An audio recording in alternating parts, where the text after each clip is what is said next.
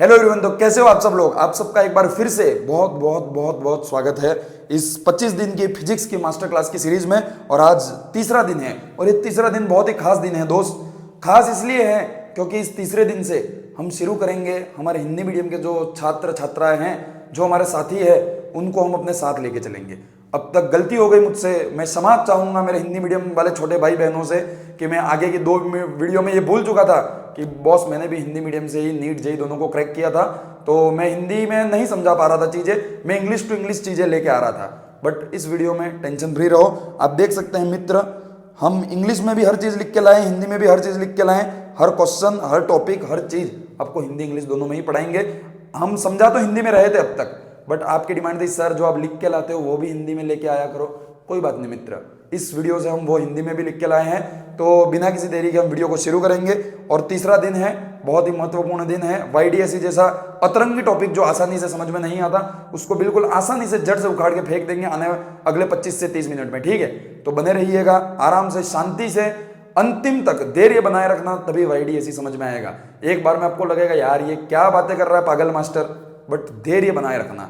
धैर्य बहुत जरूरी है जीवन में। आप धैर्य बनाए रखेंगे, मैं 100% गारंटी देता हूं अगले 20 से 25 मिनट में मैं वाईडीएसई को उखाड़ के फेंक दूंगा, आपको समझा दूंगा। चाहे आप हिंदी मीडियम के हो या इंग्लिश मीडियम के, फिजिक्स इज अ फीलिंग है ये फिजिक्स। अगर आपको कंसेप्ट समझ में आ रहा है तो आप कौन से मीडियम के कोई डिपेंड नहीं करेगा। ठीक है, बट मैं दोनों ही मीडियम को लेकर चलूंगा साथ साथ, और हर चीज को बहुत बेहतरीन तरीके से समझाएंगे। तो बिना किसी देरी के वीडियो को शुरू करते हैं। My self Sudhanshu, I am currently 3rd year MBBS student at government medical college and 2023 में दोस्त मैंने नीट जेई दोनों ही एग्जाम को बहुत ही बेहतरीन रैंक के साथ क्रैक किया था। फिजिक्स की बात करें दोस्तों, नीट में 165 मार्क्स यानी कि 165 और जेई मेंस में 99.6 परसेंटाइल आए थे, तो बहुत ही बेहतरीन अनुभव है। सर आप हिंदी इंग्लिश दोनों में कैसे पढ़ा लोगे? बॉस हिंदी मीडियम से तैयारी कर मैंने नीट जेई दोनों ही एग्जाम को क्रैक किया था, और पिछले 2 वर्षों से ऑफलाइन कोचिंग में मैं इंग्लिश मीडियम में फिजिक्स पढ़ा रहा हूं, तो मुझे दोनों ही मीडियम आती है। आप बहुत निश्चिंत रहिए, मैं दोनों मीडियम में बहुत बेहतरीन तरीके से आपको पढ़ा दूंगा। अब ऑफलाइन कोचिंग में नहीं पढ़ाता दोस्त, अब मैं बिल्कुल फ्री ऑफ कॉस्ट आपके सामने है यूट्यूब पर, मुझे जो आता है वो समझाऊंगा, जो आता है वो पढ़ाऊंगा। ठीक है, और ऐसा नहीं है कि मैं फिजिक्स पढ़ाता हूं, मैं फिजिक्स केमिस्ट्री बायोलॉजी हर सब्जेक्ट पढ़ा सकता हूं। तो पढ़ेंगे अपन व्हाट इज वाईडीएसई। मैं वाईडीएसई नहीं कहूंगा, वाईडीएसई कहूंगा, क्योंकि मैं अपने प्रिपरेशन टाइम पर इसको ऐसा ही कहता था, और मेरा फेवरेट टॉपिक था सर वाईडीएसई। क्यों फेवरेट टॉपिक? 30-25 मिनट लगते हैं इस टॉपिक को पढ़ने में दोस्त, और आपके +4 मार्क्स कंफर्म करवा के जाएगा नीट के एग्जाम में। लिख के ले लीजिए मेरे से, ऐसा कोई नीट का पेपर आज तक नहीं बना जिसमें वाईडीएसई से क्वेश्चन नहीं आया हो। इस साल भी 100% वाईडीएसई से प्रश्न आएगा। थोड़ा सा टेढ़ा टॉपिक है, शुरुआत में चीजें समझ में नहीं आती है, पर समझिएगा मेरी बात, ध्यान से सुनिएगा। वाईडीएसई का जो कंसेप्ट है, जो थ्योरी है, वो इतनी आसानी से आपको समझ में नहीं आएगी, और उसका निष्कर्ष तो कतई समझ में नहीं आएगा। अगर आपको थ्योरी समझ में आ भी गई तो उसका निष्कर्ष आपको समझ में नहीं आएगा। पर दोस्त उसके जो फॉर्मूलाज हैं वो इतने आसान है, उसका जो छोटा सा कंसेप्ट है वो इतना आसान है कि वो आपको बहुत आसानी से मैं समझा दूंगा, और आपसे क्वेश्चन बन जाएंगे, इस बात की गारंटी। और अपना मुख्य काम ही क्या है? प्रश्न बना के आना है एग्जाम में दोस्त, हमें कोई वाईडीएसई पर रिसर्च नहीं लिखनी। ठीक है, तो देखते हैं क्या वाईडीएसई डेफिनेशन आप चाहे तो पढ़ सकते हैं, मैं एक बार जरूर पढ़ूंगा हिंदी इंग्लिश दोनों मीडियम में। YDSE proves the wave nature of light by showing interference pattern due to superposition of light waves from two coherent source। अब देखिए दोस्त, जब आप किसी भी किताब को पढ़ते हैं तो आप बहुत गलत तरीके से पढ़ते हैं कि आप क्या करते हैं, बस लाइन टू लाइन पढ़ते जाते हैं, लाइन टू लाइन पढ़ते जाते हैं। इस तरीके से कभी भी एनसीईआरटी या किसी भी किताब को नहीं पढ़ना होता है। हमेशा आप किसी भी बुक को पढ़ रहे हो, एनसीईआरटी को पढ़ रहे हो, हमेशा आप जिस भी पैराग्राफ या जिस भी लाइन को पढ़ो, उसमें जो मेन पॉइंट्स है उनको पकड़ो। आप देखो इसमें क्या लिखा, YDSE prove the wave nature of light by showing interference. मतलब एक चीज अपन को पता पड़ेगी, वाईडीएसई क्या शो करता है? वेव नेचर शो करता है लाइट का। पहला क्वेश्चन जो बन सकता है कि क्या शो करता है वाईडीएसई, लाइट के कौन से नेचर को शो करता है? तो वेव नेचर को शो करता है। दूसरा, YDSE proves that wave of light by showing interference. किस थ्योरी पर आधारित है वाईडीएसई? इंटरफेरेंस को हिंदी में कहते हैं अध्यारोपण। हिंदी वाले नीचे पढ़ सकते हैं डेफिनेशन, मैं समझा दूंगा दोनों में। हिंदी मीडियम वाले पढ़े कि अध्यारोपण, और इंग्लिश मीडियम वाले पढ़े इंटरफेरेंस। मतलब वाईडीएसई किस थ्योरी पर आधारित है दोस्तों? इंटरफेरेंस या अध्यारोपण पर आधारित है। किस नेचर को दर्शाता है? तो वेव नेचर को दर्शाता है लाइट का।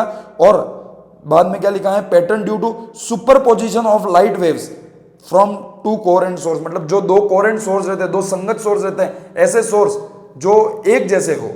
ठीक है, कोहेरेंट सोर्स का मतलब एक जैसे।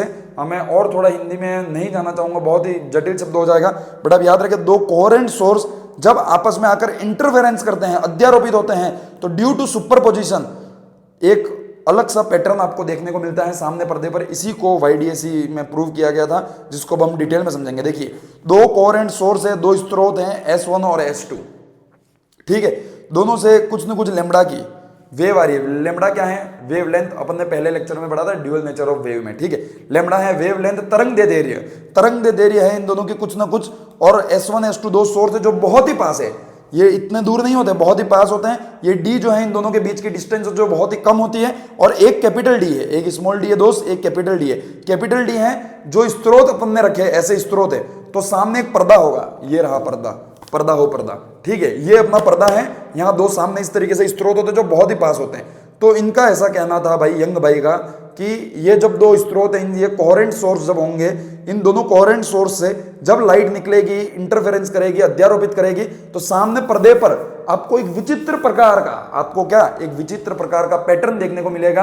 और वो जो पैटर्न है उसी की स्टडी हम कर रहे हैं, और उसी के ऊपर आगे सारे क्वेश्चन मिलेंगे। और वो जो पैटर्न देखने का मिलेगा वो कैसा देखने का मिलेगा, तो समझिएगा दोस्त, वो पैटर्न कुछ इस तरीके का देखने को मिलेगा कि ये जो पूरा पर्दा है उसमें सबसे बीचों बीच जहां पर जाकर दोनों चीजें मिली, वहां पर आपको सेंट्रल मैक्सिमम मिलेगा। सेंट्रल मैक्सिमम यहां अपन पढ़ेंगे ब्राइट फ्रिंज और डार्क फ्रिंज, हिंदी में कहें तो उच्चिष्ट और निम्निष्ट। और जो बीच वाली जो फ्रिंज बनेगी उसको कहेंगे अपन सेंट्रल मैक्सिमा या फिर केंद्रीय उच्चिष्ट, ठीक है। तो केंद्रीय उच्चिष्ट या सेंट्रल मैक्सिमा मिलेगा आपको बीच में, और इस तरीके का पैटर्न मिलेगा दोस्त। जैसे कि मैं आपको समझाऊं तो समझिएगा, इस तरीके का कुछ मिलेगा कि ये पर्दा है तो यहाँ सेंट्रल मैक्सिमा या फिर केंद्रीय उच्चिष्ट, उसके बाद दोनों साइड एक एक मिनिमा, निम्निष्ट, फिर एक एक उच्चिष्ट, फिर निम्निष्ट, फिर उच्चिष्ट। इस तरीके का एक बिल्कुल जटिल पैटर्न आपको देखने को मिलेगा दोस्त। कोई मतलब नहीं है इन सब बातों से। आप तो बताओ सर क्वेश्चन कैसे आएगा? अपना काम है इन 25-30 मिनट में क्वेश्चन सारे बना के चले जाए, तो ठीक है बॉस, समझा देता आपको कि क्वेश्चन कैसे आएगा। देखिएगा मित्र, क्वेश्चन ऐसे आएगा कि आपको पूछ सकते हैं पाथ डिफरेंस या फिर पथांतर। मतलब कि दोस्त, आपने बोला कि S1 सोर्स से एंड S2 सोर्स से दो प्रकाश आए या दो लाइट आई जो बीच में जाकर मिली, जिसको अपन ने सेंट्रल मैक्सिमा या फिर केंद्रीय उच्चिष्ट कहा। तो उस केंद्रीय उच्चिष्ट से अब मैंने बोला कोई ना कोई और भी तो फ्रिंज बनेगी, चाहे वो उच्चिष्ट हो या निम्निष्ट हो, चाहे वो डार्क फ्रिंज हो, ब्राइट फ्रिंज हो, तो वो भी तो बनेगी। तो माना एक P पॉइंट पर एक और उच्चिष्ट बन गया या निम्निष्ट बन गया, कुछ भी बन गया, या कोई भी एक P पॉइंट है, तो वहां से सेंट्रल पॉइंट के बीच की जो डिस्टेंस होगी उसको कहेंगे अपन पाथ डिफरेंस या फिर पथांतर कहेंगे, ठीक है। उसको क्या कहेंगे अपन? पाथ डिफरेंस या फिर पथांतर। तो उस पथांतर को डेल्टा x से लिखते हैं और उसको लिखेंगे d sin थीटा। d कौन सा है दोस्त? याद रखना है, यहां हमेशा स्मॉल d का यूज करेंगे अपन। स्मॉल d है दो सोर्स के बीच की डिस्टेंस, तो small d sin theta. Sir theta क्या है? तो थीटा दोस्त कुछ नहीं, ये जो पॉइंट है और ये जो पॉइंट है, इसको और इनके सेंटर पॉइंट को जब मिला के एक ट्राइंगल बनाएंगे, तो इस ट्राइंगल का ये जो एंगल है, ये जो कोण है, उसको अपन ने क्या कह दिया? थीटा। और ये जो थीटा को अगर मैं लिखना चाहूं, इस थीटा को, तो मैं क्या लिख सकता हूं? tan theta equals to x open capital D। देखिएगा दोस्त, एक बार फिर से मैं आपके लिए एक चित्र बनाने जा रहा हूं। यहां पर मैं इस ट्राइंगल की बात कर रहा हूं। अगर मैं इस ट्राइंगल की बात करूं दोस्त, और इस थीटा को अगर मैं लिखना चाहूं, तो tan थीटा इक्वल्स टू मैं क्या लिख सकता हूं? ये ओपन ये, यानी कि x ओपन कैपिटल D। तो इस तरीके से मैं लिख सकता हूं tan theta equals to x open capital D।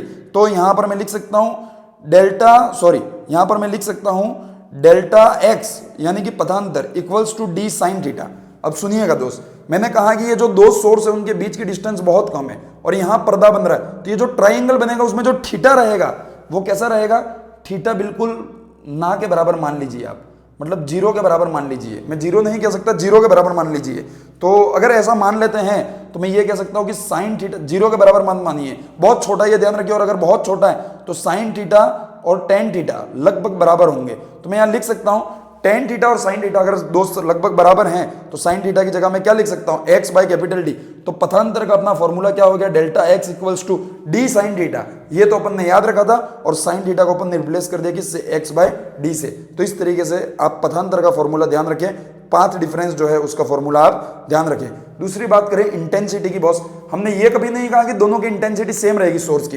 एक की इंटेंसिटी अगर I1 है, दूसरे की इंटेंसिटी अगर I2 है, और अगर आपको जो फ्रिंज मिल रही है उसकी नेट इंटेंसिटी निकालनी है, तो एक फॉर्मूला है I1 plus I2 plus 2 root I1 I2 cos phi. तो इस तरीके से आप याद रख सकते हैं क्या? इंटेंसिटी का फॉर्मूला। तो महत्वपूर्ण चीजें हैं, दोनों ही चीज आपको याद रहनी चाहिए। अब कंडीशन, सर क्यों पढ़ा अपन ने पाथ डिफरेंस? क्योंकि बॉस पाथ डिफरेंस है वही ये डिसाइड करेगा कि सामने पर्दे पर ब्राइट फ्रिंज बनेगी या फिर डार्क फ्रिंज बनेगी, यानी कि उच्चिष्ट बनेगा या निम्निष्ट, ये कौन डिसाइड करेगा? वो डिसाइड करेगा सर पाथ डिफरेंस डिसाइड करेगा। कैसे डिसाइड करेगा समझिएगा, अगर पाथ डिफरेंस जो है वो लेम्बडा का पूर्ण गुणज है, लेम्बडा का पूर्ण गुणज मतलब चलो ये लेम्बडा का पूर्ण गुणज वाला छोड़िए, ये आप समझने जाओगे तो उलझ जाओगे। मैं ये कहूंगा कि ये जो डी साइन थीटा या फिर डेल्टा एक्स जो है वो बराबर होना चाहिए किसके? एन लेम्बडा के। एन लेम्बडा के, जहां एन की वैल्यू कितनी होगी? 0, 1, 2।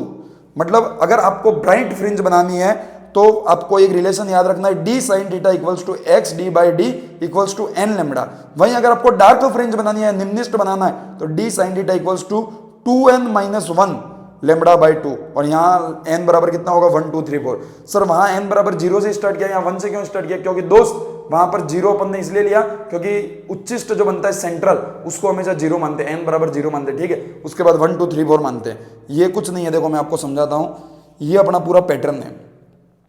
तो यहां अपने पास बन गई सेंट्रल, तो इसको मैंने बोल दिया n बराबर 0। अब ये बन गया अपना पहला निम्निष्ट, ये पहला उच्चिष्ट बना। ये देखो, ये मैं आपको बता देता हूं, देखो कुछ इस तरीके का पैटर्न नीचे भी बनेगा, कुछ ऊपर भी बनेगा। तो ये तो था अपना सेंट्रल मैक्सिमा या फिर उच्चिष्ट, ये निम्निष्ट पहला, ये दूसरा उच्चिष्ट, ये दूसरा निम्निष्ट, ये तीसरा उच्चिष्ट, ये तीसरा निम्निष्ट। तो इस तरीके से पूरा पैटर्न बनेगा। तो इसकी वैल्यू तो हो गई n बराबर 0, ये हो गया निम्निष्ट का n बराबर 1, ये हो गया उच्चिष्ट का n बराबर 1, ठीक है। तो इस तरीके से पूरा लिखना होता है। मुझे बताया नहीं आएगा आपको समझ में जब तक अपन क्वेश्चन ना कर ले। तो पेश है आपके सामने एक तड़कता फड़कता क्वेश्चन, कि क्वेश्चन कैसा आएगा? अब ये देखिए, इन वाईडीएसई फिफ्थ ब्राइट या फिर उच्चिष्ट फिफ्थ ब्राइट फ्रिंज जो है, मतलब चलो क्वेश्चन में आपको पूरा एक बार समझा देता हूं क्या है। अगर वाईडीएसई में बात करें अपन, तो फिफ्थ ब्राइट फ्रिंज जो है वो लेम्बडा बराबर 5000 एंगस्ट्रॉन है, मतलब 5000 एंगस्ट्रॉन की वेव लेंथ की एक लाइट है, जो फिफ्थ उच्चिष्ट जो है उसका वो बनता है थीटा बराबर 30 डिग्री पर। तो डी क्या होगा? तो अपन किसकी बात कर रहे हैं दोस्त, ये समझना, अपन बात कर रहे हैं उच्चिष्ट की। उच्चिष्ट की बात करें तो मैक्सिमा की। तो इसके लिए फॉर्मूला हो जाएगा अपना, आप लिख सकते हैं delta x equals to d sine theta equals to, उच्चिष्ट के लिए शर्त क्या थी? N lambda. ये वही अगर अपन बात निम्निष्ट की करते तो यहाँ एन लेम्बडा की जगह क्या लिख देते? 2n minus 1 lambda by 2। तो इस तरीके से लिखना है। जब भी बात उच्चिष्ट की हो तो आप ये रिलेशन लिखिए, निम्निष्ट की बात की दूसरी। अब कुछ नहीं करना है, यहां पर अपन को क्या करना है? सबकी वैल्यू पुट कर देनी है। कैसे पुट कर देंगे? देखो, डी तो अपन को निकालना है, साइन थीटा, साइन 30 की वैल्यू कितनी होती है? 1/2। उसके बाद एन कौन सा? पांचवा उच्चिष्ट की बात कर रहे हैं, इंटू लेम्बडा कितना दे रखा है? देखिए दोस्त, लेम्बडा कितना दे रखा है? इंटू लेम्बडा दे रखा है सर 5000 एंगस्ट्रॉन। तो 5000 into 10 to the power minus 10, इसको सॉल्व करिए, आपका आंसर आ जाएगा। वही निम्निष्ट बोला होता तो अपन कौन सा रिलेशन यूज करते हैं? D sine theta equals to 2n minus 1 lambda by 2। मतलब ये पोजीशन निकालने के लिए आपका ये दोनों फॉर्मूले हैं, इसके ऊपर सवाल आने के बहुत कम चांस है। सवाल आने का मुख्य जो पॉइंट है वो आ गया ये फ्रिंज विड्थ, यानी कि फ्रिंज चौड़ाई। फ्रिंज चौड़ाई कितनी होगी? जो आपने सामने फ्रिंज बनाई सर, वो फ्रिंज एक्चुअल में कुछ ऐसी बनती है, ऐसी मोटी मोटी सी। तो इनकी जो विड्थ है, इनकी जो चौड़ाई है वो कितनी होगी, ये पूछा जाएगा आपसे। कैसे निकालेंगे? बहुत ही आसान सा फॉर्मूला है, आप पिछले को रिवाइज कीजिए। इतने में 1 मिनट में मैं पानी पी के आपको समझाता हूं।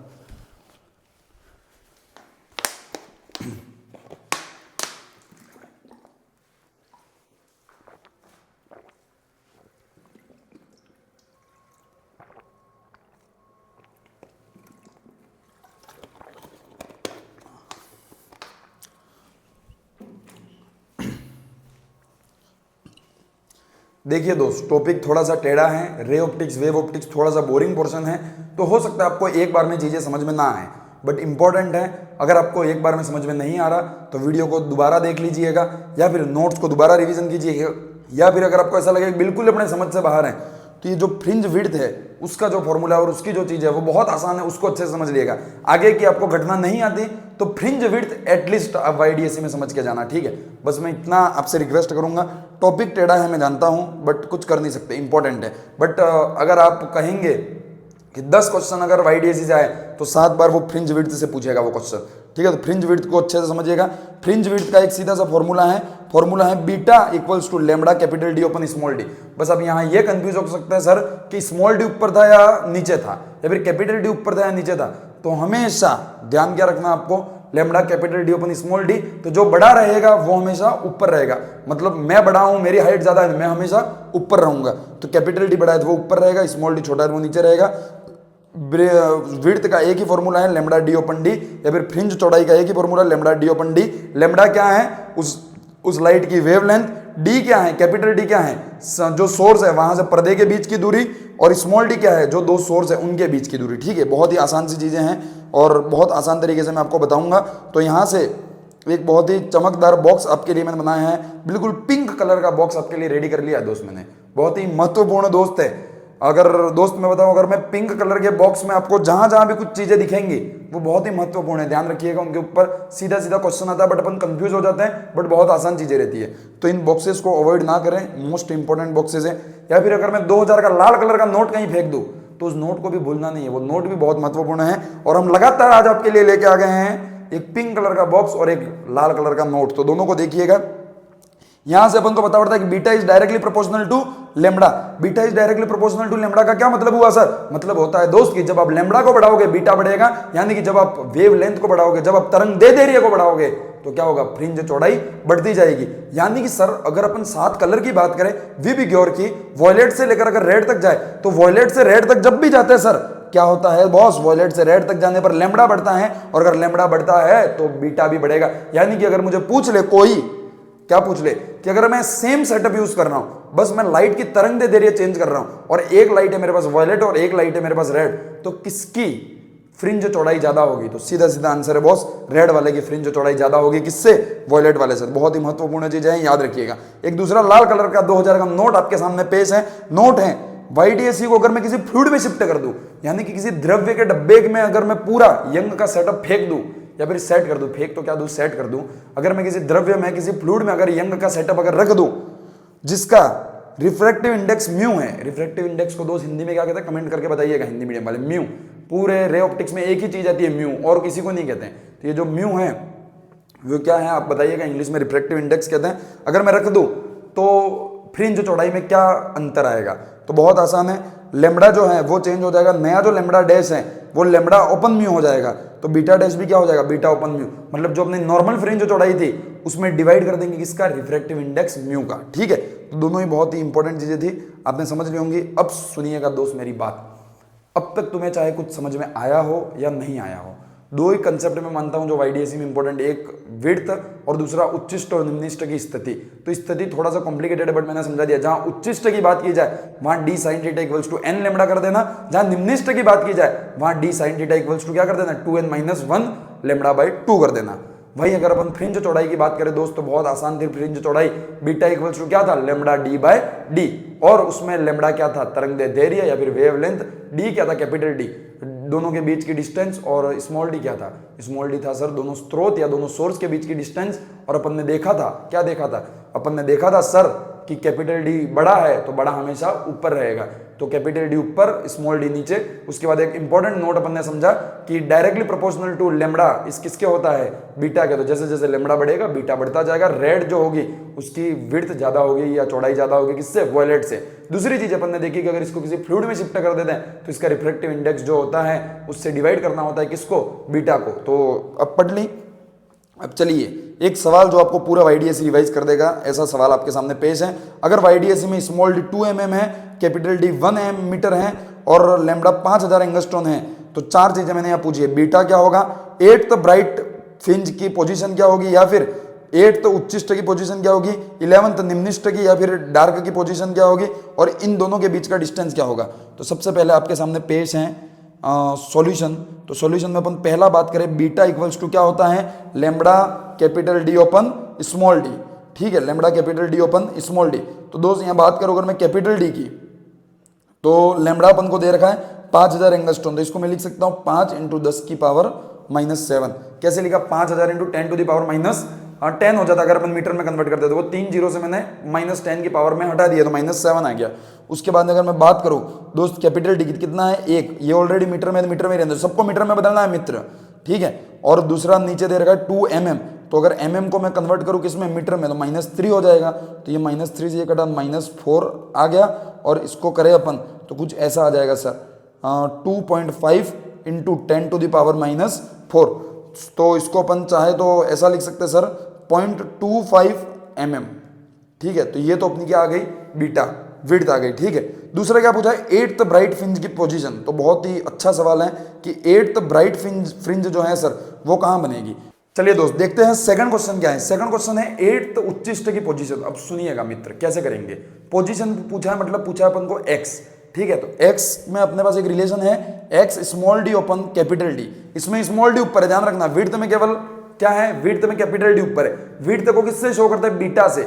बीटा मतलब बड़ा, तो इसमें बड़ा डी ऊपर रहेगा, ऐसा याद रखना। तो X D open D equals to क्या होता है, एन लेमडा। ये रिलेशन अपन जानते हैं किसके लिए, उच्चिष्ट के लिए। निम्निष्ट की बात हो तो X D open D equals to 2n - 1 lambda. तो उच्चिष्ट के लिए रिलेशन लिख दिया। अब यहां पर 8वीं फ्रिंज मतलब n का मान कितना दे रखा है, 8 दे रखा है। क्या लेमडा दे रखा है, दे रखा है सर 5 × 10⁻⁷ दे रखा है। और निकालना क्या है अपन को, x निकालना है। क्या d दे रखा है सर, दे रखा है। कितना दे रखा है, शायद 2 mm दे रखा है सर। ठीक है, कैपिटल डी दे रखा है सर, दे रखा है। कितना दे रखा है, 1 मीटर। सॉल्व करके आंसर x जो है वो मेरे को कमेंट में आप बताओगे। थर्ड क्वेश्चन क्या पूछा है, 11th निम्निष्ट की 11th निम्निष्ट कौन सी पोजीशन पे बनाएगा। तो यहां पर हो जाएगा x d open d equals to 2n - 1 lambda by 2। अब समझ में आया कैसे यूज करना है उसको। देखो मैंने बताया था एक क्वेश्चन से आपको सब समझ में आ जाएगा। तो x तो अपन को निकालना ही है। d कितना दे रखा है, 2 × 10⁻³ स्मॉल d कितना दे, कैपिटल D 1 दे रखा है, 2 × 11 - 1। ठीक है, और लेमडा कितना दे रखा है, 5 × 10⁻⁷ ओपन 2। तो यहां से आप x की वैल्यू निकाल सकते हैं। कमेंट बॉक्स में आप मुझे सेकंड क्वेश्चन का, थर्ड क्वेश्चन का और चौथे में पूछा है सेकंड और थर्ड दोनों के बीच की डिस्टेंस कितनी होगी। इन दोनों के बीच का जो डिफरेंस है वो माइनस करके आप मेरे को बताओगे। तीनों का आंसर कमेंट बॉक्स में बताओगे, जो आपका आज का होमवर्क है। पिछले 2 दिनों से जो नोट्स और क्वेश्चन है वो आपको टेलीग्राम चैनल पर नहीं मिले, कुछ टेक्निकल इश्यू के कारण। और दूसरी बात कि हम एक तरीके से जो हमारा योद्धा बैच लॉन्च हुआ था उसमें पूरी तरह से लगे हुए थे, तो आपको वो चीज़ें नहीं मिल पाई दोस्त। और वो भी जरूरी था, योद्धा बैच वाले बच्चे थोड़े पेड वाले हैं, पैसा वैसा दिया उन लोगों ने, तो उनकी भी बहुत अच्छी तरीके से हम खातिरदारी करते हैं। योद्धा बैच में बहुत मेहनत करवाते हैं उन लोगों से।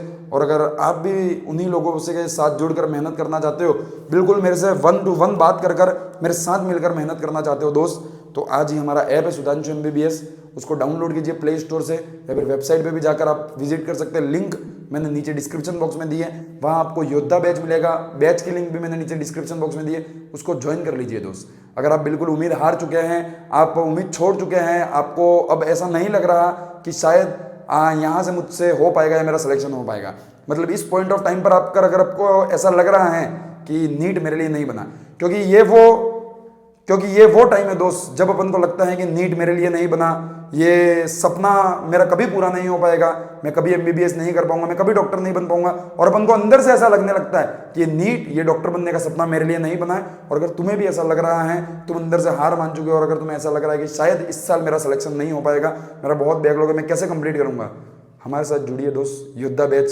ज्वाइन कीजिए आज ही।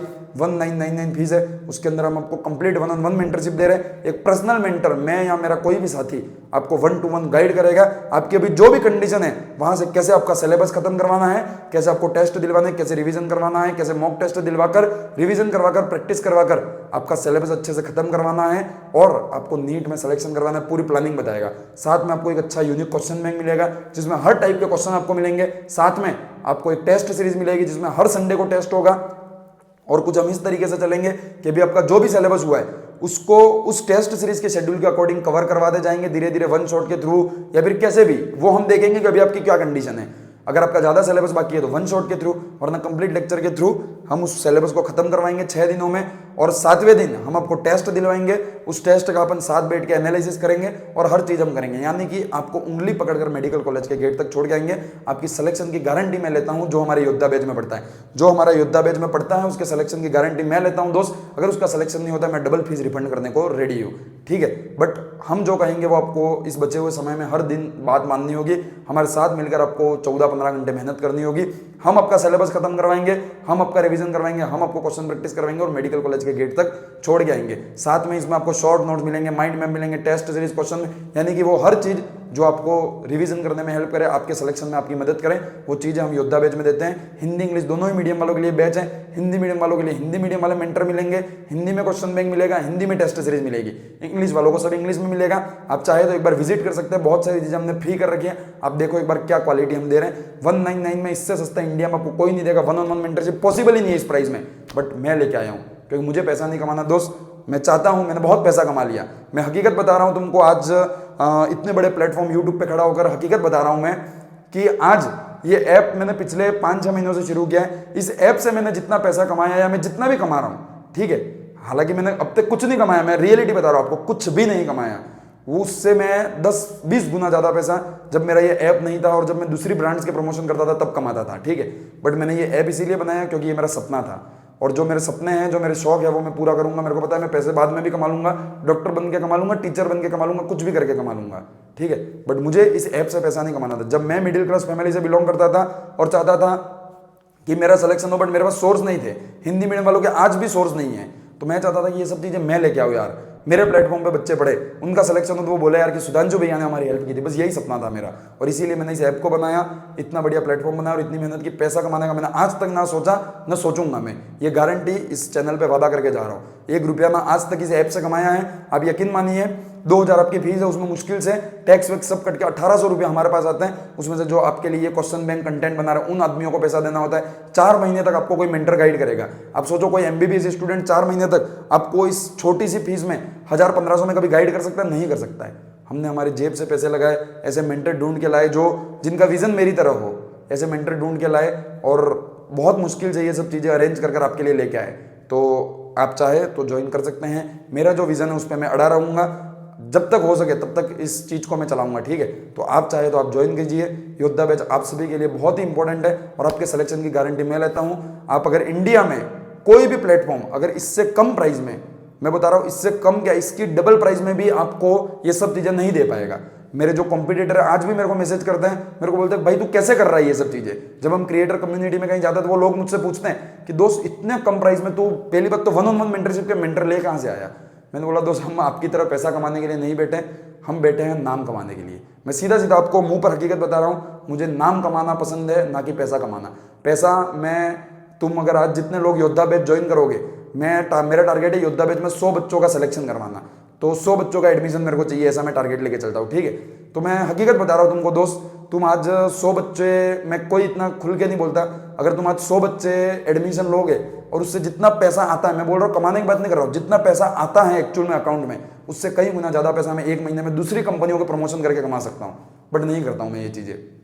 मैं जो लीगल अच्छी चीज़ लगती है उसका ही प्रमोशन करता हूँ अपने चैनल पर, और ठीक ठाक पैसे जो वो देते हैं उससे मेरी रोजी रोटी खाना पीना चलता है, और वो भी ज़रूरी है, ठीक है। और आपकी ये जो सिस्टम चलता है उसके ऊपर भी बहुत पैसा लगाना पड़ता है, तो जो उनके ऊपर लगता है वही आपसे ली जाती है बहुत कम प्राइस में। इतना कोई नहीं देगा। बहुत कुछ बोल लिया मित्र, अगर आपको समझ में आए, अगर आपको लगे कि वास्तव में ये बेनिफिट कर सकता है तो ज्वाइन कीजिए दोस्त। और फिर कह रहा हूँ मैं, हमारे साथ मिलकर मेहनत कीजिए। आपके सिलेक्शन की जिम्मेदारी, आपके सिलेक्शन की गारंटी मेरी। अगर नहीं होता मैं पूरी फीस रिफंड कर दूंगा, ठीक है। तो आज की इस वीडियो में इतना ही। Thank you very much, all the very best, bye bye.